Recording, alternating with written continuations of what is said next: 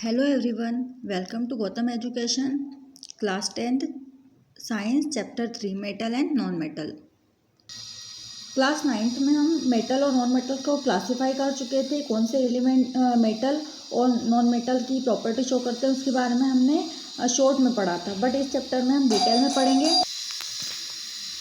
जैसे यहाँ पर फिजिकल प्रॉपर्टी के बारे में बात की गई है, यहाँ पर मेटल के बारे में कहा गया है। आपको डेफिनेशन विजिबल नहीं होगी, मैं जो बोल रही हूँ उसे नोट करिएगा। मेटल की डेफिनेशन में, metal are the substance which have the tendency to donate electrons, they are electropositive in nature.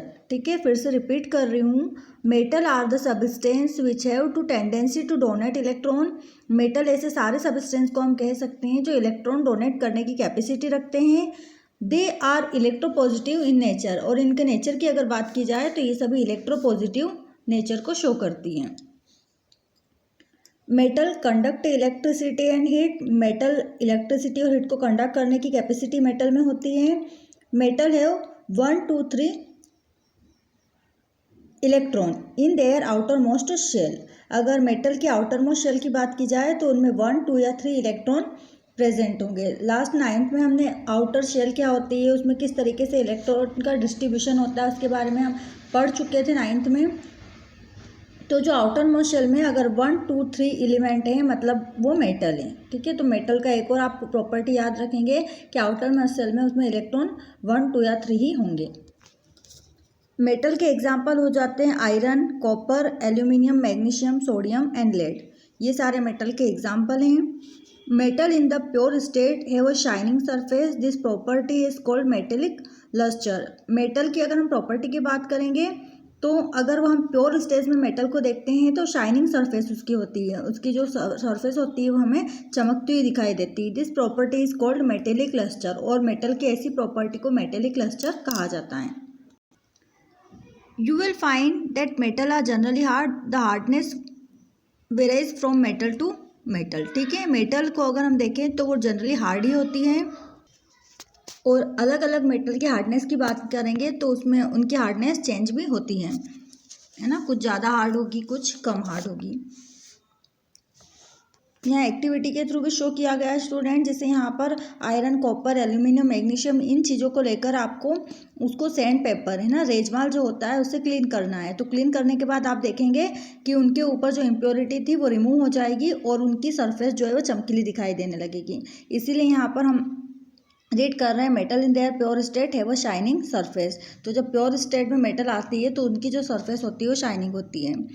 Activity 3.3 भी ये बता रही है, एक एक्टिविटी के थ्रू बताया गया, take piece of iron, zinc, lead and copper, place any one metal on a block of iron and strike it 4 to 5 time with a hammer, what do you observe.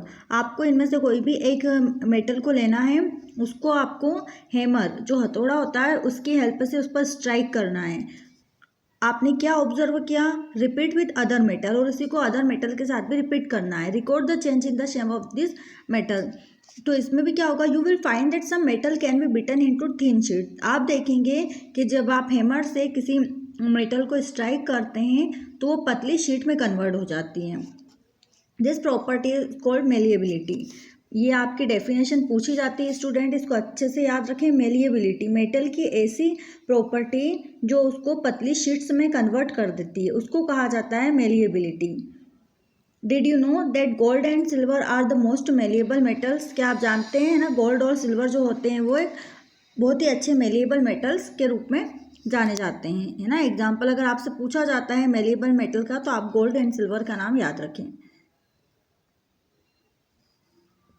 List activity 3.4 list the metal whose wire you have seen in daily life. क्या आप अपनी daily life में metal के wire को देखते हैं? तो yes, हम जो इलेक्ट्रिसिटी के वायर जो होते हैं वो कॉपर और एल्यूमिनियम से बने होते हैं, और कॉपर और एल्यूमिनियम एक तरीके की मेटल है। तो यहाँ पर आप नोट कर लीजिएगा वायर के लिए copper and aluminium. The ability of metal to be drawn into thin wires. Metal की ऐसी एबिलिटी जो उनको पतले वायर में कन्वर्ट कर देती है उसको डक्टिलिटी कहा जाता है। Gold is the most ductile metal. Gold एक बहुत ही अच्छा डक्टाइल मेटल है। You will be surprise to know that know that a wire of about 2 kilometre length can be drawn from 1 gram of gold. अगर 1 gram gold को आप wire के रूप में कन्वर्ट करना चाहते हैं तो वो 2 किलोमीटर तक उसकी लेंथ में हम उसको कन्वर्ट कर सकते हैं ना। ये एक बहुत ही सरप्राइजिंग इंटरेस्टिंग फैक्ट है कि अगर आप 1 ग्राम गोल्ड की बात कर रहे हैं तो इतना ज़्यादा डक्टाइल है कि 2 किलोमीटर तक आप उसकी लेंथ बना सकते हैं उसको वायर में चेंज कर।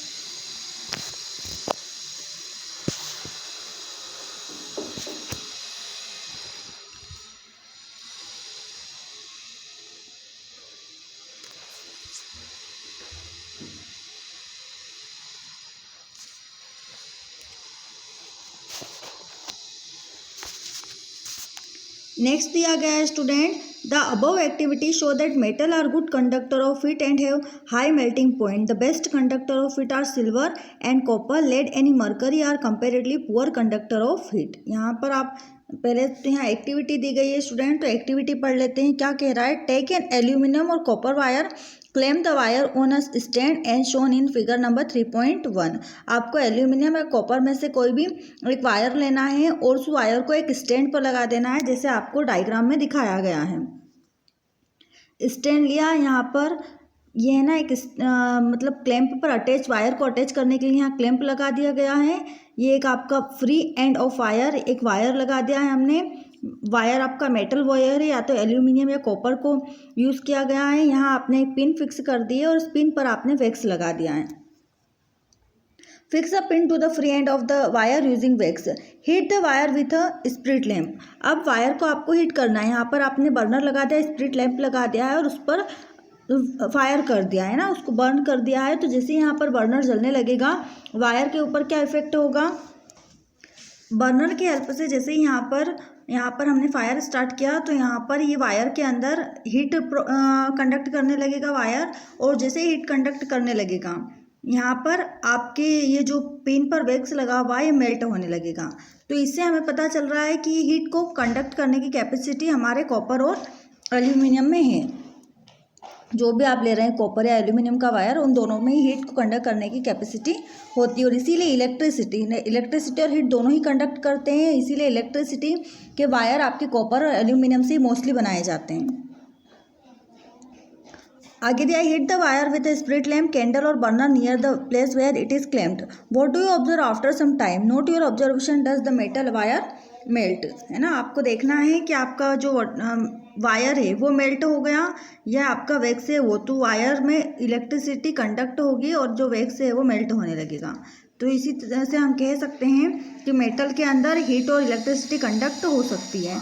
Metal are good conductor of heat and have high melting point, इसका मेल्टिंग पॉइंट भी बहुत ज़्यादा होता है। The best conductor of heat are silver and copper, ये आप अंडरलाइन कर लीजिएगा, आपसे ऑब्जेक्टिव में पूछे जाते हैं। तो याद रखें बेस्ट कंडक्टर कौन है हीट का, सिल्वर एंड कॉपर। और सिल्वर और कॉपर के कंपैरिजन में जो मरकरी होती है वो पुअर कंडक्टर होती है हीट की।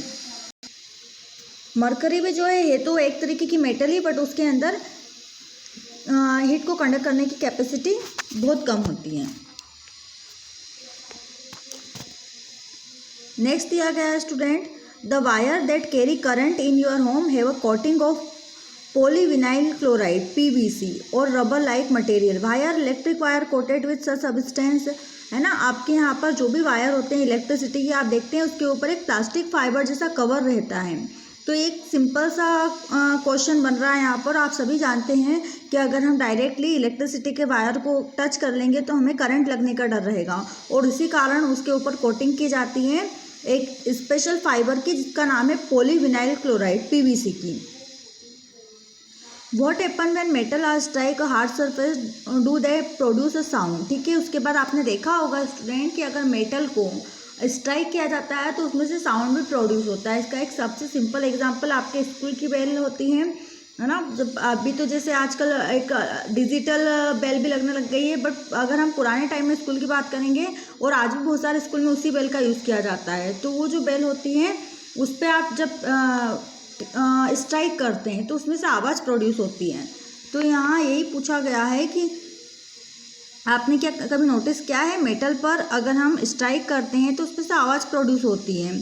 The metal that produce a sound on strike a hard surface are said to be sonorous. ऐसी सारी मेटल जिनके हार्ड सरफेस पर अगर स्ट्राइक किया जाता है और वो साउंड प्रोड्यूस करती है तो उन मेटल को सोनोरस कहा जाता है। Can you now say why school bells are made up of metal. ना यहाँ पूछा भी गया है कि स्कूल बेल क्यों मेटल से बनी होती है। तो यहाँ पर उसका साउंड प्रोड्यूस होता है, लाउड साउंड प्रोड्यूस होता है ताकि पूरे स्कूल में उसकी आवाज़ सुनाई दे, इसीलिए मेटल की बेल्स बनी होती हैं। नेक्स्ट हमारा आ रहा है स्टूडेंट नॉन मेटल। इसकी भी आप डेफिनेशन नोट करें। विजिबल नहीं हो पाएगी स्क्रीन, तो आप जो मैं बोल रही हूँ उसी को नोट करिएगा, और अगर आपको शो हो रहा है तो आप इसमें से भी देख सकते हैं। Non metal are the element which form negative ion by accepting electron. Non metal usually have 4, 5, 6, 7 electron in their outermost shell. Electronegative कहलाते हैं नॉन मेटल जितने भी होते हैं वो। और नेगेटिव क्यों कहलाते हैं? क्योंकि इलेक्ट्रॉन को एक्सेप्ट करते हैं, इलेक्ट्रॉन को एक्सेप्ट करते हैं इसीलिए नेगेटिव हैं, और हमारी मेटल इलेक्ट्रॉन को डोनेट कर रही है इसीलिए वो पॉजिटिव हैं। फिर वहाँ पर हमने पढ़ा था मेटल के अंदर कि उनके आउटर मोस्ट शेल में 1, 2, 3 ही होते हैं, लेकिन नॉन मेटल के आउटर मोस्ट शेल में 4, 5, 6, 7 इलेक्ट्रॉन पाए जाते हैं। Not are good conductor of heat. Non metal की बात करेंगे तो ये हीट और इलेक्ट्रिसिटी दोनों के लिए गुड कंडक्टर नहीं है, एक तरीके से बैड कंडक्टर होती है। Exception graphite, it is a good conductor of electricity, है ना। इसका एक एक्सेप्शन दिया गया है स्टूडेंट, ग्रेफाइट। ग्रेफाइट भी एक तरीके का नॉन मेटल होता है, बट इसके अंदर इलेक्ट्रिसिटी कंडक्ट हो सकती है। तो यहाँ पर आपको याद रखना है नॉन मेटल सभी इलेक्ट्रिसिटी और हीट को कंडक्ट नहीं करती है, लेकिन इसका एक्सेप्शन ग्रेफाइट है जो इलेक्ट्रिसिटी को कंडक्ट करता है। It is a good conductor of electricity. Non metal के एग्जाम्पल दिए गए student. Some of the example of non metal are carbon, sulphur, iodine, oxygen, hydrogen etcetera. The non metal are either solid और gases except bromine which is liquid. Non metal की बात करें तो solid भी हो सकते हैं और गैसेस फॉर्म में भी पाए जाते हैं। ब्रोमीन इसका एक्सेप्शन है क्योंकि ये लिक्विड फॉर्म में पाया जाता है। यहाँ एक टेबल दी गई है स्टूडेंट, एलिमेंट का नाम लिखना है आपको, सिंबल बताना है, टाइप ऑफ सरफेस बताना है, हार्डनेस बताना है, मेलिएबिलिटी, डक्टिलिटी, कंडक्ट इलेक्ट्रिसिटी और सोनोरिटी। तो यहाँ पर हमने एलिमेंट एक तो मेटल लेंगे और एक नॉन मेटल। मेटल में हमने एक ले लिया है Fe मतलब आयरन, और नॉन मेटल में हमने ले लिया है sulphur S। Type of surface की बात करेंगे तो जो लोहा होता है ना आयरन, वो आपको शाइनी प्रॉपर्टी में दिखाई देगा। थोड़ा सा अगर लोहा आप देखेंगे तो लोहा एक तरीके से अगर हम बिल्कुल क्लीन करके उसको देखेंगे तो थोड़ा सा चमकीला दिखाई देगा। और अगर सल्फ़र की बात करेंगे तो उसका जो अपीयरेंस होगा वो डल होगा। फिर हार्डनेस, यहाँ पर राइट लगा है, मतलब मेटल में पाई जाती है और नॉन मेटल में नहीं पाई जाती। क्रॉस का मतलब नॉट प्रेजेंट और राइट का मतलब प्रेजेंट। मेलिएबिलिटी, मेटल में पाई जाती है, नॉन मेटल में नहीं पाई जाती। डक्टिलिटी, मेटल में पाई जाती है, नॉन मेटल में अब्सेंट होती हैं। कंडक्ट इलेक्ट्रिसिटी, मेटल में होता है और नॉन मेटल में इलेक्ट्रिसिटी को कंडक्ट नहीं किया जा सकता। सोनोरिटी, आवाज़ की बात की गई है तो सोनोरिटी है ना, अभी जस्ट हम पढ़ के आए थे सोनोरस, तो जहाँ पर मेटल साउंड को प्रोड्यूस करती है तो सोनोरिटी इसमें प्रेजेंट है, और नॉन मेटल में ऐसा कुछ नहीं होता, तो यहाँ पर हमने रॉन्ग कर दिया है। तो यहाँ आपको एक टेबल के थ्रू इन दोनों में थोड़ा सा डिफरेंस बताया गया है। एक्सेप्शन बताए गए हैं। On the basis of the observation recorded in table 3.1 discuss the general physical property of metal and non metal in the class. You must have concluded that we can not group element according to their physical property alone as there many exception. For example, यहाँ हमने ऊपर से पढ़ते हुए आ रहे हैं, physical property हमने देख ली मेटल एंड नॉन मेटल की, आगे केमिकल भी पढ़ेंगे ना, अभी हमने फिजिकल पढ़ी है। लेकिन यहाँ पर सभी मेटल में ये प्रॉपर्टी नहीं पाई जाती, कुछ इनके एक्सेप्शन भी होते हैं जो यहाँ आगे आपको दिए गए हैं। All metal except mercury exist as solid at room temperature, है ना। क्या कहा गया है कि जितनी भी मेटल होती है उन सभी के कैरेक्टर को छोड़कर एक एक्सेप्शन उन्हें पाया जाता है मरकरी में। Mercury exists as solid at room temperature. You have observed that metal have high melting point, but gallium and cesium have very low melting point. जितनी भी मेटल होती है वो रूम टेम्परेचर पर सॉलिड फॉर्म में पाई जाती हैं, लेकिन अगर हम मर्क्यूरी की बात करेंगे तो वो कैसी होगी, वो रूम टेम्परेचर पर लिक्विड फॉर्म में पाई जाती है, तो मर्करी इसका एक्सेप्शन हो जाती है। फिर मेटल, सभी मेटल का हाई मेल्टिंग पॉइंट होता है, लेकिन जो गैलियम और सीजियम है ये भी एक तरीके की मेटल है, लेकिन इनका जो मेल्टिंग पॉइंट होता है बहुत ही ज़्यादा लो होता है। This two metal will melt if you keep them on your palm. इन दोनों को अगर आप अपने हाथों में रखते हैं तो ये क्या होती है, मेल्ट होने लगती है। Iodine is a non metal but it is lustre. Iodine जो है वो एक तरीके का नॉन मेटल है, लेकिन वो चमकीला दिखाई देता है ना। आयोडीन और डायमंड, डायमंड और आयोडीन हमने पढ़ा कि ये इनकी सरफेस होती है वो डल होती है नॉन मेटल की, बट ये नॉन मेटल होने के बावजूद भी इनमें लस्टरस कैपेसिटी पाई जाती है, मतलब इनकी जो सरफेस होती है वो चमकीली होती है। Carbon is a non metal that can exist in different form. Etch form is called an allotrope. Carbon भी एक तरीके का नॉन मेटल है, लेकिन इसकी डिफरेंट फॉर्म पाई जाती हैं और डिफरेंट फॉर्म को एलोट्रोप कहा जाता है। जैसे diamond and allotrope of carbon, the hardest natural substance non and have a very high melting point and boiling point. तो नॉन मेटल होने के बावजूद जो है ना कार्बन का एक फॉर्म दिया गया है डायमंड, वो उसकी अगर हम देखें तो वो हार्ड होगी, जबकि बाकी हमने नॉन मेटल में सॉफ्ट पढ़ा, लेकिन ये हार्डनेस लिए हुए होता है। और इसके आगे इसने कहा है कि इसका जो मेल्टिंग पॉइंट होता है वो भी हाई होता है, बॉइलिंग पॉइंट भी हाई होता है, तो ये भी नॉन मेटल का एक्सेप्शन हो जाएगा। Graphite another allotrope of carbon conduct electricity. और ग्रेफाइट जो है वो भी एक एक्सेप्शन की तरह है, क्योंकि नॉन मेटल इलेक्ट्रिसिटी को कंडक्ट नहीं करते, बट ग्रेफाइट इलेक्ट्रिसिटी को कंडक्ट करता है। Alkali metal lithium, sodium and potassium are so soft that can be cut with a knife. यहाँ पर अल्कली मेटल्स की बात की गई है, जैसे लिथियम, सोडियम एंड पोटेशियम।